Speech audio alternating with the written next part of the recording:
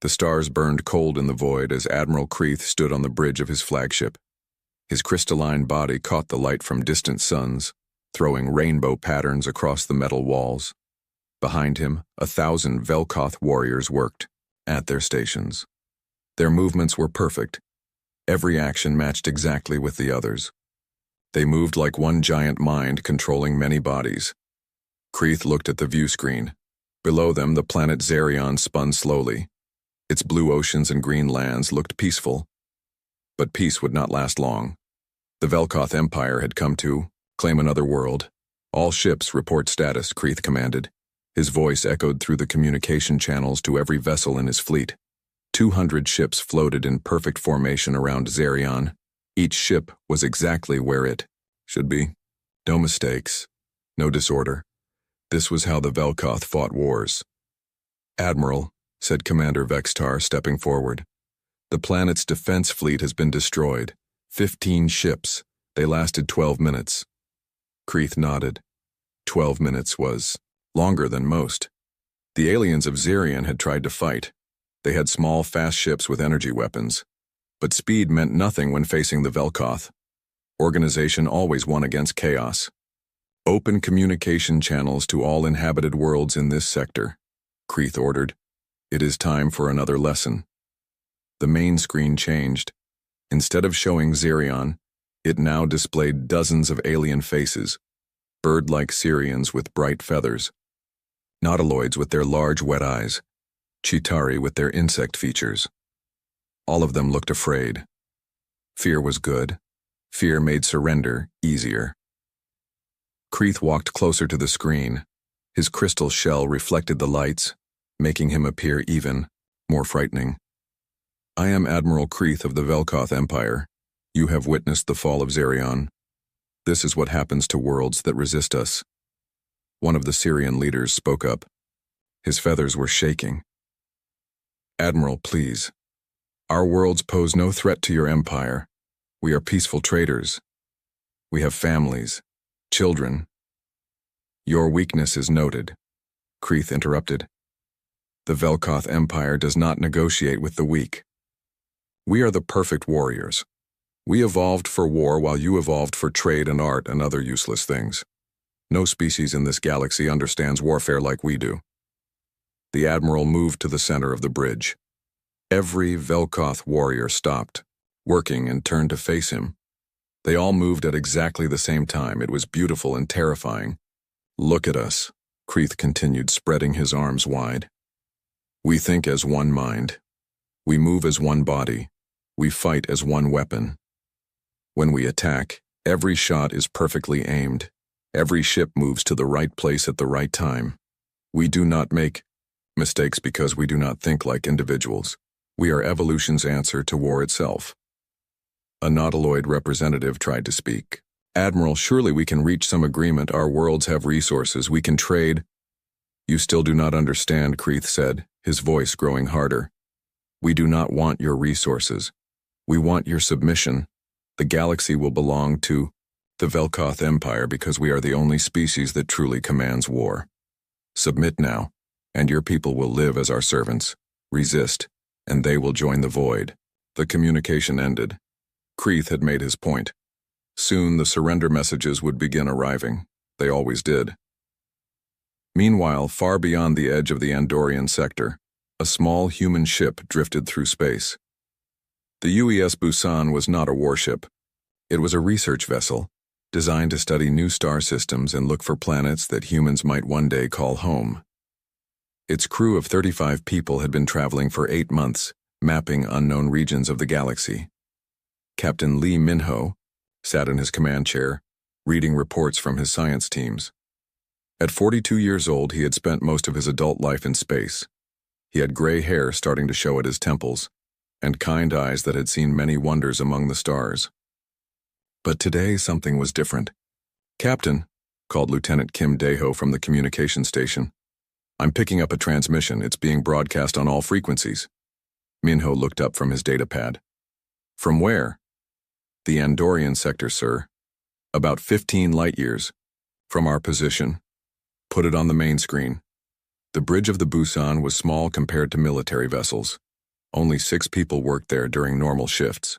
Besides Minho and Daeho, there was Ensign Park Nari at the science station, Lieutenant Commander Yoon Jiwoo at engineering controls, and 2 junior officers managing navigation and sensors. The transmission began playing. Everyone on the bridge watched as the crystal-covered alien appeared on their screen. They listened to Admiral Kreeth's words about perfect warriors and submission. They saw the fear in the alien representatives' faces. When the transmission ended, the bridge was quiet for a long moment. "Has Earth ever made contact with any of these species?" asked Park Nari. She was young, only 26, and this was her first deep space mission. "No," Minho replied. "We've never traveled this far into the galactic core before. These are all first contacts for humanity." Yoon Jiwoo spoke from her engineering station. "Captain, should we move away from this sector? If these Velkoth are as dangerous as they claim." "No," Minho said firmly. "We need more information. Daeho, can you intercept any other communications from that area?" Lieutenant Daeho worked at his controls for several minutes. His face grew more serious as he found more signals. "Sir, I'm reading multiple surrender transmissions. At least 6 different species have agreed to Velkoth terms in the last hour." "What kind of terms?" Minho asked. "Complete submission, surrender of all military forces, Velkoth governors to be placed on all major worlds." Daeho paused, reading more data. "Captain, it looks like this empire has conquered 15 star systems in just 3 months." Park Nari turned from her science station. "Sir, I'm detecting weapon signatures from the battle near Zarion. The Velkoth ships use coordinated energy beams and kinetic missiles. Their tactics appear to be based on overwhelming numerical superiority and perfect timing." "Perfect timing," Minho repeated thoughtfully. "That suggests they plan every move in advance." "Yes, sir. The attack patterns show no variation, no improvisation. Everything follows preset formations." Commander Yoon Jiwoo stood up from her station. She was the oldest member of the bridge crew at 51 and had served in the Earth Navy before joining the Exploration Service. "Captain, with respect, this isn't our fight. We're explorers, not soldiers." Minho nodded. "You're right, Commander. But we may be the only humans in this region of space. Earth needs to know what's happening out here." "Sir," Daeho interrupted, "I'm receiving another transmission. This one is directed specifically at us." Everyone turned to look at the communication officer. "At us?" Minho asked. "How is that possible?" "Unknown, sir. But it's definitely targeted at our position and using our communication protocols." "Put it through." The screen showed a different alien this time. This one had blue-green scales and large, intelligent eyes. The creature looked exhausted and afraid. "Unknown vessel," the alien said. "This is Governor Thessian of the Zirian colony. We detected your ship on our long-range sensors before." The alien's voice broke for a moment. "Before our world fell. If you can hear this message, please send word to any spacefaring civilizations you know. Tell them about the Velkoth. Tell them what happened here. They claim to command war itself, and no one has found a way to stop them." The transmission ended with coordinates for several refugee ships that had escaped Xerion's destruction. "Captain." Minho stood up and walked to the main viewing port. Outside, the stars looked the same as always. But he knew that somewhere among those distant lights, an empire was growing. An empire that believed it had mastered warfare. "Nari," he said without turning around, "analyze everything we've intercepted about Velkoth military tactics. I want a complete report." "Yes, sir." "Daeho, contact those refugee ships. If any survivors are willing to talk, I want to hear their stories." "Understood, Captain." "Jiwoo, plot a course back toward Earth space. Maximum sustainable speed." The engineering commander looked surprised. "Sir, that will take us 11 months at best." Minho turned back to face his crew. "Then we better send a priority message ahead of us. Earth Fleet Command needs to know about the Velkoth Empire. They need to know about species that claim to command war." "What should the message say, Captain?" asked Lieutenant Daeho. Minho thought for a moment. He looked again at the screen where Governor Thessian's desperate face had appeared. He thought about the fear in the alien representatives' voices. He considered the cold confidence of Admiral Creeth. Tell Earth Command that we've discovered a military empire that has conquered 15 star systems using superior tactics and organization. Tell them the Velkoth believe they are the galaxy's perfect warriors. And tell them... Minho paused. Tell them that these aliens have never encountered humans before. Over the next few hours, the crew of the Busan worked to gather as much information as possible. They contacted 3 refugee ships and spoke with survivors from different worlds. The stories were all similar. The Velkoth would arrive with overwhelming numbers. They would demonstrate their perfect coordination and tactical superiority. Then they would offer terms: surrender or die. Most species surrendered. The few that chose to fight were destroyed quickly and efficiently. The Velkoth never seemed to lose ships in these battles. Their formations were too perfect. Their Tia. 6 days after Captain Lee Minho sent his message, Admiral Choi Hyunwoo sat in his office on Luna Station, reading the transmission for the 3rd time. Rain fell against the massive viewing windows that looked out over the lunar surface. Earth hung in the black sky like a blue marble, peaceful and beautiful. But the Admiral's mind was not on peaceful things. Hyunwoo was 63 years old and had commanded Earth Fleet for 8 years. His gray hair was cut short in military style, and his dark eyes showed the weight of many difficult decisions. He had fought in the Martian independence wars 15 years ago. He had seen what happened when humans went to war. Now, apparently, war might be coming to them. "Computer, connect me to General Nam Soo-jin and Dr. Kang Min-ji," he said aloud. Within minutes, 2 figures appeared on his holographic display. General Nam Soo-jin was at the Marine Training Center on Europa. She was younger than Hyunwoo, only 45, but she had more actual combat experience than anyone else in Earth's military. Her black hair was pulled back tightly, and her uniform was perfect as always. Dr. Kang Min-ji appeared from her laboratory on Earth. At 38, she was the leading expert on alien biology and psychology. She had studied every form of life humans had encountered in their expansion into space. Her workspace behind her was filled with star charts and biological data displays. "You've both read Captain Minho's report?" Admiral Hyunwoo asked. "Yes, sir," General Soo-jin replied immediately. "The Velkoth Empire represents a clear threat to human expansion and potentially to Earth itself." Dr. Min-ji nodded more slowly. "Admiral, the psychological profile is concerning. These Velkoth appear to have evolved as a hive mind species. Individual creativity has been replaced by collective coordination. That makes them extremely effective at conventional warfare." "Conventional warfare," Hyunwoo repeated. "What about unconventional warfare?" "That's harder to assess without more data," Dr. Min-ji said. "But hive mind species typically have difficulty adapting to unexpected situations. They plan perfectly, but they don't improvise well." General Soo-jin leaned forward. "Admiral, I recommend immediate military deployment to the Andorian sector. We should assess the threat level directly and potentially make contact with surviving allied species." "With what forces?" Hyunwoo asked. "Our nearest ships are months away from that region. The Sol is completing its shakedown cruise in the Centauri system," Soo-jin replied. "Captain Shin Taehyung's crew has been training on the new quantum weapon systems. The ship could reach the Andorian sector in 3 weeks. Dr. Min-ji looked concerned. "General, sending one ship against an empire that has conquered 40 worlds seems exactly like something humans would do," Soo-jin interrupted.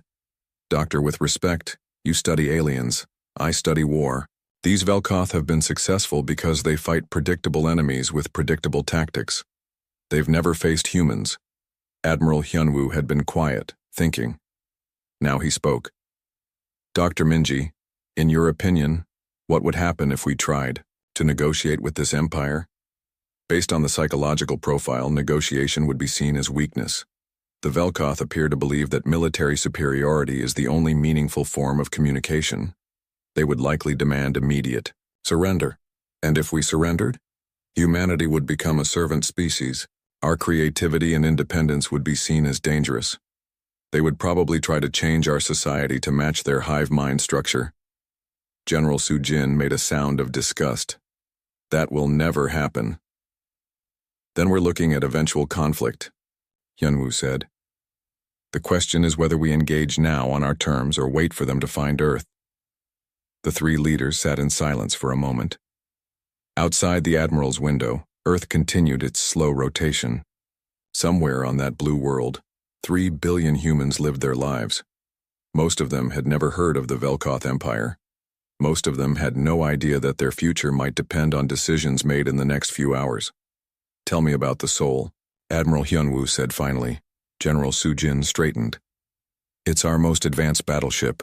Quantum torpedo systems, adaptive AI targeting, enhanced shielding.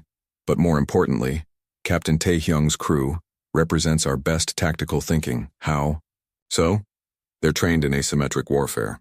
Instead of fighting like every other species, formations, predetermined tactics, standard procedures, they're taught to improvise. Every simulation they run is different. Every battle plan changes based on real-time conditions.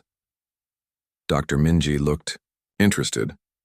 That sounds like the opposite of Velkoth methodology. Exactly, Soo-jin said. The Velkoth perfect their tactics by repetition. Humans perfect their tactics by variation. Admiral Hyunwoo stood up and walked to his window. Earth looked so peaceful from here. If we send the Soul, what would their mission be? Initially reconnaissance, General Soo-jin replied. Assess Velkoth capabilities, make contact with refugee populations, gather intelligence. And if they're discovered, then Captain Tae-hyung improvises. The Admiral turned back to face the holographic displays. Dr. Minji, what's your assessment of the risks? High, Admiral, but the alternative may be worse.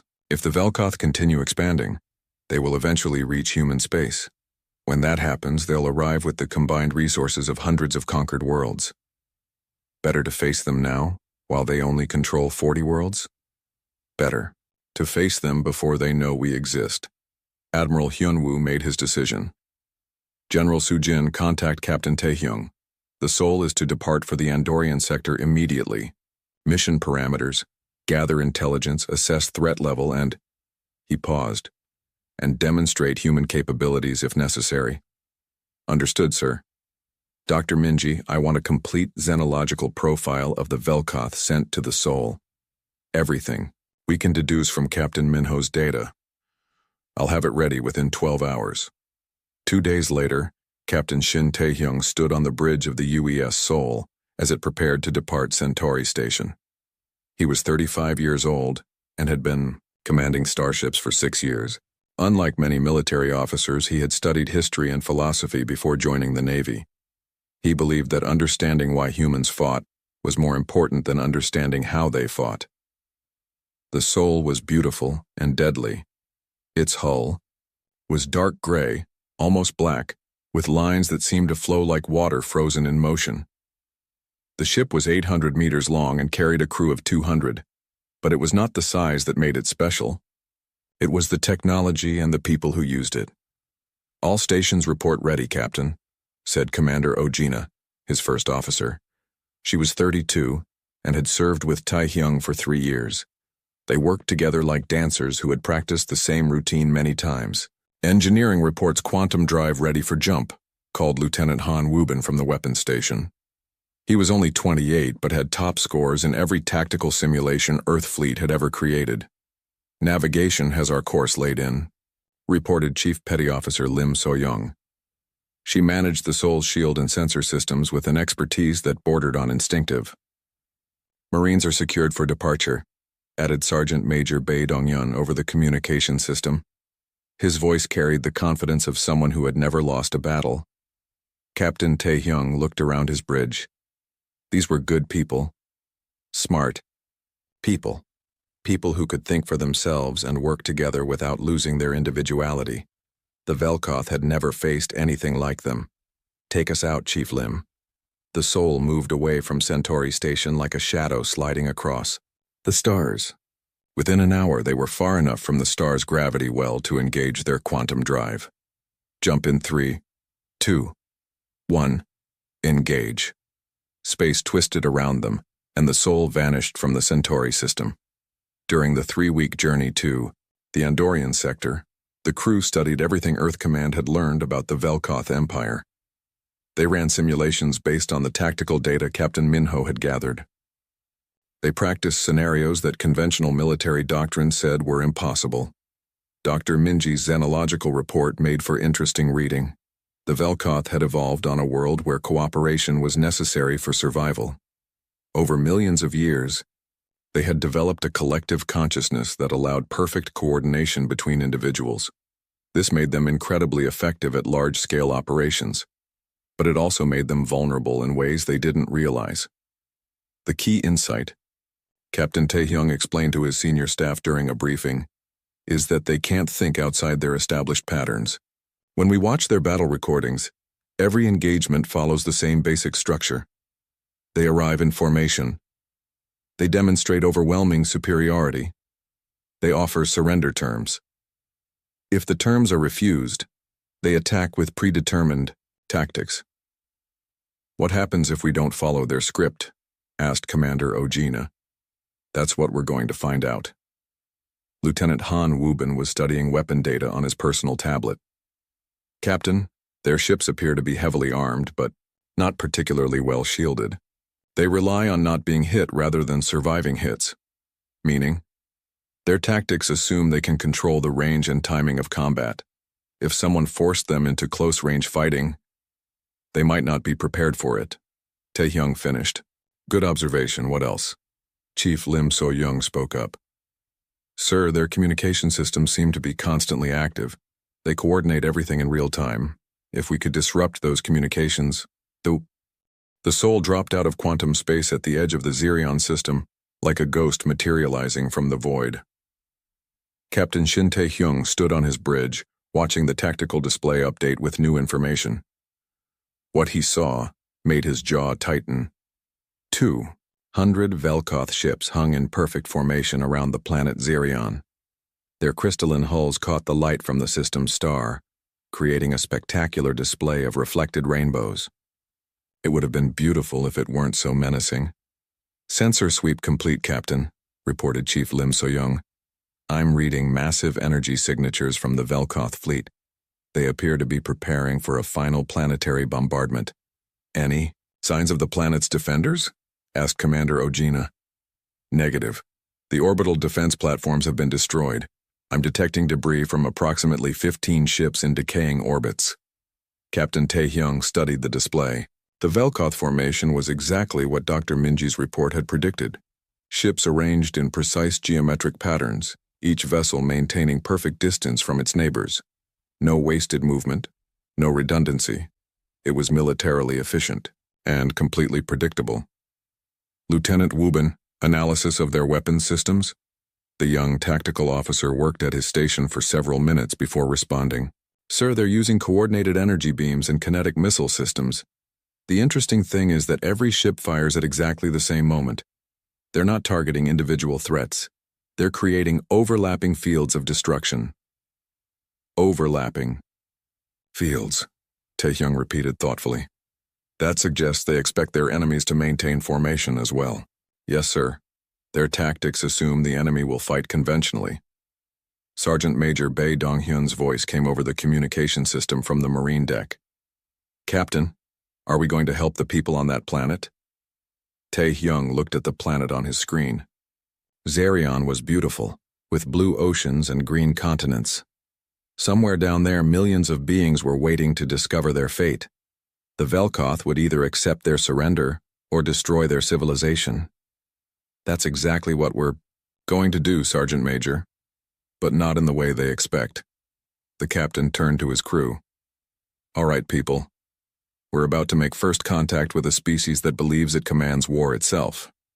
They've never lost a battle. They've never encountered resistance they couldn't overcome. Today that changes. Sir, Commander Ojina said quietly, there are 200 of them and one of us, which means they'll underestimate us. Taehyung smiled grimly. Chief Lim, take us closer. I want to decloak right in the middle of their formation. Sir? Chief Lim looked surprised. That would put us in weapons range of 50 ships simultaneously. Exactly. They won't expect anyone to be that aggressive. Their perfect formation becomes a trap if we're already inside it. The Soul moved forward under its cloaking field. The advanced stealth system was one of humanity's most closely guarded technologies. It didn't just hide the ship from sensors. It made it functionally invisible until the crew chose to reveal themselves. As they approached the Velkoth fleet, Captain Tae-hyung opened a channel to all stations. "This is the captain. In approximately 5 minutes, we're going to announce humanity's presence to the galaxy. Every one of you represents 3 billion humans who have never backed down from a fight. Show these aliens what that means." The Soul slipped between the Velkoth ships like a shadow moving through a crystal garden. The alien vessels maintained their perfect spacing, unaware that a human warship was now positioned at the exact center of their formation. "We're in position, Captain," Chief Lim reported. "Decloak us." The Soul suddenly appeared on every Velkoth sensor screen simultaneously. Admiral Kreeth, who had been reviewing surrender terms from 3 more species, looked up in shock as his officers reported the impossible. "Admiral," called one of his subordinates, "an unknown vessel has appeared inside our formation." "Impossible. Our sensors monitor all space within 10 light hours. Nothing could approach without detection." "Sir, it's right there." The Velkoth officer pointed at the tactical display. A sleek, dark ship hung in space exactly where their formation was weakest. Admiral Kreeth studied the new vessel. Its design was unlike anything in Velkoth databases. The hull seemed to flow like liquid metal, and the weapon emplacements were positioned in patterns that made no tactical sense according to established military doctrine. "Scan the ship. Identify its species and capabilities." "Sir, the scanning is being blocked. The vessel appears to be using some form of adaptive shielding." "Then we will ask them directly." Admiral Kreeth activated the fleet-wide communication system. "Unknown vessel, you have entered Velkoth space during military operations. Identify yourself and state your intentions." On the Soul's bridge, Captain Tae-hyung received the transmission. The Admiral's crystalline features appeared on the main screen, and his voice carried the absolute authority of someone who had never been challenged. "Captain," Commander Ojina said quietly, 200 ships have us targeted." "Let them." Tae-hyung stepped forward and activated the communication system. "Admiral Kreeth, I presume. This is Captain Shin Tae-hyung of the United Earthship Soul. You have threatened peaceful civilizations under the protection of the Terran Federation. Withdraw your forces or face the consequences." The bridge of Admiral Kreeth's flagship fell, silent. Every Velkoth officer turned to stare at their admiral. No species had ever spoken to them this way. No single ship had ever demanded that the entire Velkoth fleet withdraw. Admiral Kreeth began to laugh. The sound was like grinding crystal, sharp and unpleasant. "Captain Tae-hyung, you command 1 ship. I command 200. You are surrounded and outnumbered. Surrender immediately and your crew will be allowed to live as servants of the Empire." "Admiral," Captain Tae-hyung replied calmly, "you misunderstand the situation. You may command 200 ships, but I command something more valuable." "And what is that?" "Chaos." Before Admiral Kreeth could respond, the Soul opened fire. But not in any pattern the Velkoth had ever seen. Lieutenant Wubin targeted 3 ships simultaneously with quantum torpedoes that moved in curved paths instead of straight lines. Chief Lim activated the Soul's special maneuvering systems, causing the ship to spin and dive in directions that seemed to violate the laws of physics. The Velkoth formation, designed for perfect coordination, became a liability as ships found themselves firing at positions where the Soul no longer was. "Impossible," Admiral Kreeth breathed as he watched the human ship dance between his vessels, like a leaf caught in a hurricane. "How are they moving like that?" "Admiral," one of his officers reported, "the enemy ship's movements don't follow any known tactical doctrine. They appear to be improvising their maneuvers in real time." Improvising? The concept was alien to Velkoth thinking. Ships cannot improvise. Tactics must be calculated and coordinated. But the Soul continued to prove him wrong. Captain Tae-hyung's crew worked together with a fluid creativity that the Velkoth couldn't comprehend. Each officer anticipated what the others would do, but not because they were following a predetermined plan. They were responding to the battle as it developed, adapting their tactics moment by moment. Chief Lim, bring us around to bearing 270. Lieutenant Wubin, target their communication array on the flagship. Sir, that will put us directly between 15 enemy ships. I'm counting on it. The Soul spun through space, using the Velkoth, ships themselves as cover. Admiral Kreeth found himself in the impossible position of being unable to fire at the human ship without hitting his own vessels. All ships, modify formation to Pattern 7, he commanded. But Pattern 7 was designed for fighting enemies who stayed in predictable positions. The Soul was already moving to a new location before the Velkoth ships could complete their repositioning. Lieutenant Wubin fired a series of quantum torpedoes that struck the flagship's communication array.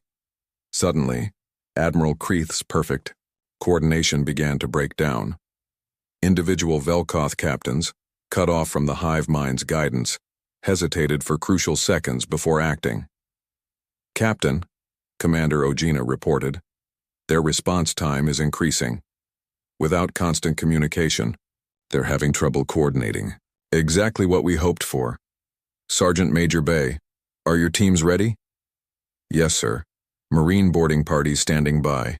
Deploy. The Soul launched a series of small craft that moved like angry wasps toward the nearest Velkoth ships. But these weren't conventional boarding shuttles. They were equipped with the same adaptive technology as the Soul itself, making them nearly impossible to target effectively. Sergeant Major Bei Dong-yun led the first boarding team onto a Velkoth cruiser. What they found surprised them. The ship's interior was like a crystal maze, beautiful but sterile. The Velkoth crew moved with mechanical precision, but when confronted with opponents who didn't follow established patterns, they seemed confused. These aliens fight like robots, Bay reported over his communication link. They know exactly what to do against conventional boarding parties. But we're not conventional. Instead of trying to capture the ship, Bay's teams planted explosive charges on critical systems and retreated. When the charges detonated, the Velkoth cruiser was disabled but not destroyed. It would survive, but it was no longer part of the battle. Admiral, one of Kreeth's officers. Admiral Kreeth stared at the human captain on his communication screen. The crystal formations on his head reflected the emergency lighting from his bridge, creating sharp patterns of red and orange.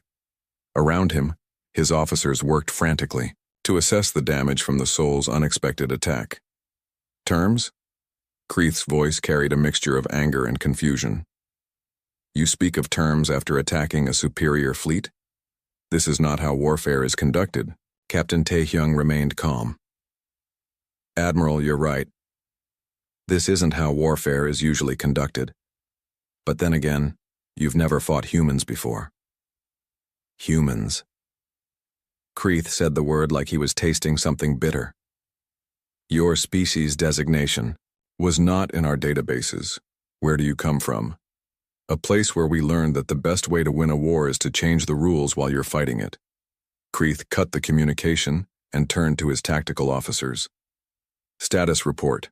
Admiral, we have suffered damage to 17 vessels. The enemy ship appears to be using weapons technology we have never encountered. Their torpedoes can change direction during flight. And their movements? Completely unpredictable, sir. Our targeting computers cannot calculate firing solutions, because the enemy ship never maintains course or speed for more than 30 seconds. Kreeth moved to the central command platform. Around him, the bridge crew waited for orders. For 800 years, the Velkoth had perfected the art of coordinated warfare. Every battle followed established patterns. Every victory came through superior organization and overwhelming force. But these humans seemed to ignore every principle of proper military conduct. Admiral, another officer reported, long-range sensors show additional ships approaching from multiple vectors. More human vessels? Unknown, sir. The sensor signatures are chaotic. On the Soul's bridge, Captain Taehyung received a priority communication from Chief Lim. Captain, I'm detecting Governor Thessian's refugee fleet approaching from the outer system. 47 ships of various types. Perfect timing. Taehyung said. Open a channel to all refugee ships. Governor Thessian's face appeared on a secondary screen. The alien leader looked exhausted but hopeful. Captain Taehyung, we came as quickly as we could, but our ships are not military vessels. How can we help? Governor, I need you to do exactly what I tell you. Can your ships maintain formation? Yes, but don't maintain formation. I need you to fly like you're trying to escape in 47 different directions. Governor Thessian looked confused. Captain, that would create complete chaos in local space. Exactly. What happened?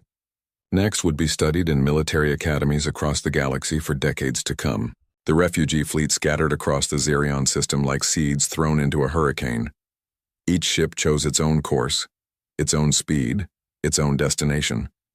To the Velkoth sensors, it looked like random panic. But Captain Taehyung saw opportunity. In the chaos. Lieutenant Wubin, are you tracking the refugee ships? Yes, sir. 47 vessels on completely independent courses. Use them. The Soul suddenly accelerated toward the nearest refugee ship, a cargo vessel that was fleeing toward the system's outer planets. To Admiral Kreeth, it appeared that the human warship was pursuing helpless civilians. All ships, intercept the enemy vessel, Kreeth commanded. Protect the civilian craft. It was exactly what Captain Taehyung had hoped for. The Velkoth fleet broke their perfect formation to chase the Soul, spreading themselves across thousands of kilometers of space as they tried to catch a ship that seemed to dart between the refugee vessels like a fish swimming through coral. But the Soul wasn't just running. Every time it passed close to a refugee ship, Lieutenant Wubin launched quantum torpedoes that used the civilian vessel's mass to mask their signatures. By the time the Velkoth ships detected the incoming weapons, the torpedoes were already too close to intercept. Impossible, breathed one of Kreeth's tactical officers as he watched another wave of perfectly coordinated missiles appear from seemingly empty space. How are they launching weapons from civilian ships? They're not, Kreeth realized with growing horror. They're using the civilian ships to hide their weapons until the last moment. But sir, that would require individual targeting calculations for each torpedo based on the random movements of 47 different ships. Exactly. Kreeth finally understood what they were facing. These humans don't think like us. They don't plan like us. They improvise solutions faster than we can adapt to them. The Soul continued its deadly dance through the refugee fleet. Chief Lim pushed the ship's maneuvering systems beyond their design limits, spinning and diving through three-dimensional space in patterns that seemed to defy physics. The Velkoth ships, trained to fight in orderly formations, found themselves scattered across the system, unable to coordinate their attacks. Captain, Commander Ojina reported, Velkoth ships are starting to collide with each other. They're so focused on tracking us that they're not watching their formation spacing. Their greatest strength becomes their greatest weakness, Captain Taehyung observed. They've trained so hard to move together that they've forgotten how to think independently. Sergeant Major Bae Donghyun's voice came over the communication system. Captain, my teams are ready for Phase 2. Deploy. The Soul launched a dozen small craft that scattered in different directions. To the Velkoth, it looked like the human ship was abandoning escape pods. Several Velkoth vessels moved to intercept what they assumed were helpless survivors. Instead, they found Sergeant Major Bae and his Marines. The human boarding craft were unlike anything in the Velkoth databases. They moved like living things, changing direction and speed without warning. When they attached to Velkoth ships, they didn't follow standard boarding procedures. Bae's teams had studied the Velkoth ship designs during the journey to Xerion. They knew exactly where to strike to cause maximum disruption with minimum effort. Instead of fighting their way to the bridge or engine room, they targeted communication relays and coordination computers. Remember, Bae told his teams over their tactical network, we're not here to capture ships, we're here to break their ability to work together. The Marines planted charges on critical systems and retreated before the Velkoth defenders could organize a proper response. Within minutes, a dozen Velkoth ships found themselves cut off from their fleet's coordination network. Admiral Kreeth watched his perfect fleet dissolve into chaos. Ships that had moved in harmony for centuries suddenly found themselves operating independently. Captains who had never made tactical decisions without consulting the hive mind hesitated at critical moments. "Sir," one of his officers reported, "we're losing communication with ships across the fleet. The human boarding parties are targeting our coordination systems." "Then we adapt," Kreith said grimly. "All ships switch to independent operations. Each captain will engage the enemy using their own judgment." But that command revealed the Velkoth's fatal weakness. Individual Velkoth captains had never learned to think creatively. They had been trained to execute perfect coordinated attacks, not to improvise solutions to unexpected problems. As the Velkoth ships began operating independently, their effectiveness dropped dramatically. They still outnumbered the Sol 200 to 1, but they no longer fought like a unified force. They fought like 200 individual ships, each trying to apply the same tactical solutions to a problem that demanded constant adaptation. Captain Taehyung watched the Velkoth fleet's coordination collapse and knew it was time for the final phase of his plan. "Chief Lim, take us directly at their flagship, maximum speed." "Sir, that's Admiral Kreith's command vessel. It's the most heavily armed ship in their fleet, which is exactly why they won't expect us to attack it head-on." The Sol turned toward the massive Velkoth flagship and accelerated to combat speed. Every sensor in the fleet tracked the human ship as it approached what appeared to be certain destruction. Admiral Kreith smiled for the first time since the battle began. Finally, they make a conventional tactical decision. All ships converge. On the flagship, we will destroy them when they attempt their attack. But Captain Taehyung had no intention of attacking the flagship conventionally. "Lieutenant Wubin, prepare all quantum torpedoes for simultaneous launch. Target every ship that moves to intercept us." "Sir, that's over 50 ships. We don't have enough torpedoes for individual targeting." "We don't need individual targeting, we need area saturation." The Sol fired every torpedo it carried in a single massive volley, but instead of targeting specific ships, the torpedoes were programmed to detonate in a pattern that would create overlapping energy fields throughout the space around the flagship. The Velkoth ships moving to intercept the Sol suddenly found themselves flying through a minefield of quantum explosions. Their perfect formation, designed to maximize firepower and minimize vulnerability, became a death trap as energy cascaded from ship to ship. "All ships, scatter," Admiral Kreith commanded, but it was too late. The quantum field created by the Sol's torpedoes was disrupting the energy flows through his ship's crystalline hulls. Systems failed across the fleet as the aliens' own technology turned against them. In the chaos of the quantum field, the Sol did something that no Velkoth tactician could have predicted. Instead of pressing its attack on the damaged ships, 2 weeks after the Battle of Xerion, news of humanity's victory had spread across the galaxy faster than quantum communication networks could carry it. In the council chambers of a dozen different species, alien leaders gathered around holographic displays showing the impossible: the mighty Velkoth Empire, defeated by a single human ship. On the bridge of the Sol, Captain Shin Taehyung read the latest diplomatic messages flooding in from across known space. The Syrian Confederacy had sent 3 separate requests for military alliance discussions.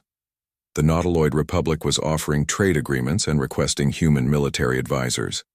Even species that had never made contact with anyone were suddenly broadcasting their coordinates and asking for human protection. "Captain," Commander Ojina said, looking up from her communication station, "we're receiving another priority message from Admiral Kreith. He's requesting permission to come aboard." Captain Taehyung set down his datapad and looked at the tactical display. The Velkoth fleet had spent the last 2 weeks in emergency repairs, their perfect formation replaced by chaotic clusters of damaged ships. More than half their vessels were still only partially operational. "Has he explained why he wants to meet face-to-face?" "No, sir. But the message indicates he's willing to come alone, without escort." Lieutenant Han Wubin looked up from his weapons station. "Captain, that would be unprecedented. Velkoth commanders never leave their flagship during military operations. Then he must have something important to discuss." Taehyung made his decision. "Grant permission, but full security protocols. Sergeant Major Bay's teams will escort him from the shuttle bay." An hour later, Admiral Kreith stepped aboard the Sol for the first time. The Velkoth commander was even more impressive in person than he had appeared on communication screens. His crystalline exoskeleton caught the ship's lighting and threw prismatic patterns across the corridor walls. He moved with precise, measured steps that spoke of centuries of military discipline. Sergeant Major Bei Dongyun and 4 Marines escorted the alien admiral through the ship's corridors. Bei noticed that Kreeth observed everything with intense curiosity, studying the human ship's design and layout as if trying to solve a puzzle. Your vessel's internal architecture is chaotic, Kreeth observed as they walked. How so, Admiral? Bei asked. Velkoth ships are designed for maximum efficiency. Every corridor serves a specific purpose. Every room is positioned for optimal function. But your ship seems to have been designed by multiple minds working independently. Bei smiled slightly. Actually, Admiral, that's exactly how it was designed. Different teams of engineers working on different sections, then connecting them together. No single mind could have created something this complex. They entered the Soul's main conference room, where Captain Tae-hyung waited with his senior staff. The room was deliberately simple, with a large table surrounded by chairs that could accommodate various alien physiologies. The only decoration was a large viewing port that showed the stars beyond. Admiral Kreeth examined each human face carefully before taking his seat. Captain Tae-hyung, Commander Ojina, Lieutenant Woo-bin, Chief Lim So-young, and Sergeant Major Bei. 5 individuals who had somehow worked together to accomplish what entire civilizations had failed to do. Admiral, Captain Tae-hyung said formally, welcome aboard the Soul. May I ask what brings you here? Kreeth was quiet for a long moment, his crystalline features reflecting the starlight from the viewing port. Captain, in 800 years of Velkoth military history, no enemy has ever forced our fleet to retreat.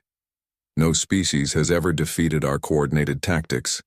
No single ship has ever survived combat against a full Velkoth battle group. And now, Tae-hyung asked, now I must understand how it was possible. Dr. Kang Minji's voice came over the communication system from Earth. She had been monitoring the meeting remotely, ready to provide xenobiological expertise if needed. Admiral Kreeth, if I may ask, how does your species normally learn about new military tactics? Kreeth turned toward the communication speaker. All knowledge is shared through the collective consciousness.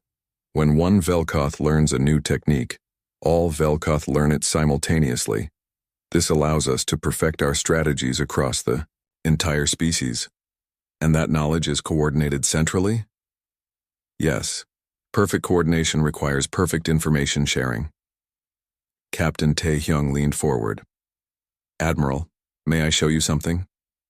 At Tae-hyung's signal, Lieutenant Woo-bin activated a holographic display showing the Battle of Xirion from multiple perspectives. The humans watched as their own tactics played out in 3-dimensional detail. Tell me, Admiral, when you watch this battle, what do you see? Kreeth studied the display intently. I see chaos. Your ship's movements follow no established patterns. Your weapons fire appears random. Your coordination with the civilian vessels makes no tactical sense. And yet we won. Yes. Kreeth's voice carried a note of frustration. You won using techniques that should not work. Commander Ojina spoke up. Admiral, may I ask how Velkoth commanders are trained? We study every successful battle in our history. We memorize the optimal responses to every tactical situation. We practice until our coordination is perfect. And what happens when you encounter a situation that's not in your historical database? Kreeth was quiet for a moment. That has never happened before. Until now, Lieutenant Woo-bin said quietly. Chief Lim So-young activated another section of the holographic display. Admiral, watch this sequence where we use the refugee ships to mask our torpedo approach. How would Velkoth doctrine handle that situation? It would not occur, Kreeth replied immediately. Velkoth forces do not use civilian vessels in combat operations. It is inefficient and unpredictable. But if it did occur, we have no established response to such tactics. Captain Tae-hyung stood up and walked to the viewing port. Beyond, The transparent metal Zarian continued its slow rotation. Its people safe for now. Admiral, let me explain something about humans. We don't have a collective consciousness. Every person on this ship thinks independently. When we face a new problem, 200 different minds start working on 200 different solutions. That sounds inefficient. It is inefficient, it's also unstoppable. Taehyung turned back to face the Velkoth commander. Your species perfected coordination, Admiral. You can execute flawless, predetermined strategies. But when something unexpected happens, your entire military structure freezes while waiting for new orders from the collective. Whereas humans adapt. Every officer on this ship has the authority to make tactical decisions. When Lieutenant Wubin saw an opportunity to use the civilian ships as cover, he didn't wait for orders. When Chief Lim realized your formation was vulnerable to disruption, she acted immediately. When Sergeant Major Bay's teams found weak points in your ship designs, they exploited them without consulting a tactical database. Dr. Minji's voice came through the speakers again.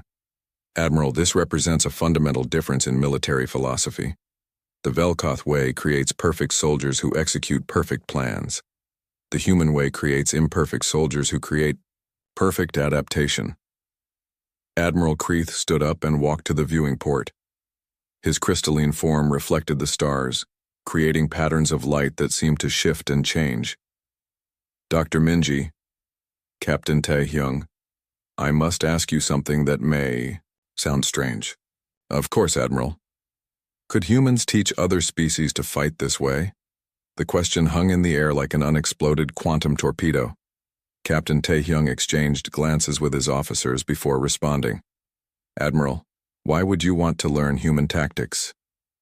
Because, Kreeth said quietly, the Velkoth Empire has conquered 40 worlds using our methods. But now we have discovered that our methods have limits. If we encounter other species that fight like humans, you would lose. Yes. The admission seemed to pain the proud alien commander. Captain, the Velkoth have never asked another species for help. But I must ask, would humans be willing to share their knowledge of warfare? Sergeant Major Bay spoke up. Admiral, human military doctrine isn't something you can just memorize and download to your collective consciousness. It requires individual creativity, independent thinking, and the ability to make decisions without consulting higher authority. That sounds like the opposite of everything the Velkoth represent, Commander Ojina observed. Exactly, Kreeth replied. And that is why we need to learn it. Captain Taehyung returned to his seat at the conference table. Admiral, are you suggesting that the Velkoth Empire wants to fundamentally change its military structure? I am suggesting that the Velkoth Empire wants to survive. We have encountered a form of warfare that we cannot counter using our current methods. Either we adapt, or we face eventual defeat by any species that learns to fight like humans. The implications of Kreeth's words were staggering. The most militarily successful empire in galactic history was asking for help from a species they had never heard of 2 weeks ago. There would be conditions, Captain Taehyung said carefully. What conditions? First, the Velkoth Empire ends, its expansion. No more conquered worlds. Kreeth nodded. Acceptable. Second, the worlds you've already conquered are given the option of independence or voluntary association. That would be difficult. Many of our subjects, Admiral, Dr. Minji's